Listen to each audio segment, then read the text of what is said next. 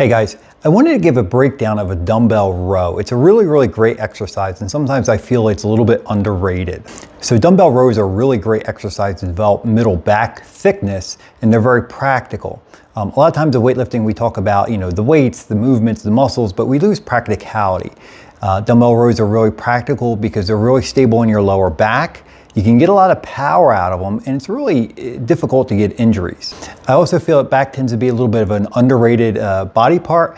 You even see it in superhero movies. You always see the guy's front. There's steam coming off his abs and everything else. You never see his back. But back is really important for a couple of different reasons. It helps counter dad bod.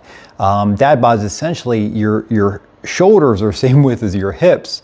By doing rows and pull downs and things like that, you help counterbalance that. Okay, so we talked about why back is important. Let's break down the fundamentals. There are two basic ways to train back: width and thickness. And when I say width, any kind of a lat pull down, anything vertical will give you a taper. Any kind of a row, be it a dumbbell row or a barbell row where you're pulling your hands towards you, gives you that front to back thickness.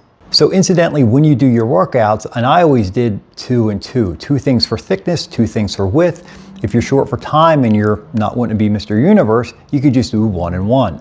Now, onto a dumbbell row. It's a fairly simple exercise. You put your knee on the bench, you put your hand on the bench like a tripod, you pull the dumbbell up toward your waist. Now, you don't want to do your exercises like this. And the most important aspect of weightlifting is how much force you put into the movement. All these gurus, every website that says do this for bigger back, they don't emphasize this.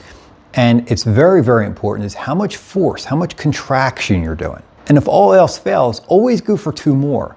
I see a lot of people just put the weight down, there's not a lot of effort, and they don't get anywhere. Muscles are very stubborn. You have to force them to grow. You have to force them to get bigger. You have to force them to adapt. That's why the hardest contraction you can generate or the couple more reps that you can generate is what is going to get you results. Now, when you do your movements, there are 3 different ways to do them. You can do a slow contraction, you can do somewhere in the middle, and you can do a little bit more of a harder explosion kind of a movement. So anybody who says this is the only way is a little questionable. We all have different genetic predisposition. We all have different musculatures. We all have a different mentality. Some people are a little bit more high strung, and to do those slower contractions, it just doesn't quite match. Sprinters, for example, have huge legs from those powerful bursty movements. Now, there is one caveat there. Bursty movements like that are much more prone to injury. But can you grow from them? Oh yeah. So personally, what I actually think is whether you do a slower contraction or a harder contraction, it's the effort you're putting into it. So as a little experiment or a little exercise on top of the exercise, think about how much force you're putting into it. Are you putting your maximum effort into it, or are you just kind of moving the weight a little bit? So a couple of variations. One would be a double arm row. It kind of saves you some time. Another variation, and when I mentioned practicality earlier, is just lean on a dumbbell rack. When you start to get really strong, lugging around a 90-pound dumbbell is kind of a pain in the ass. So again, thank you so much for watching the video. I hope you got something out of it. Maybe you get a new appreciation for dumbbell rows. Please like and subscribe.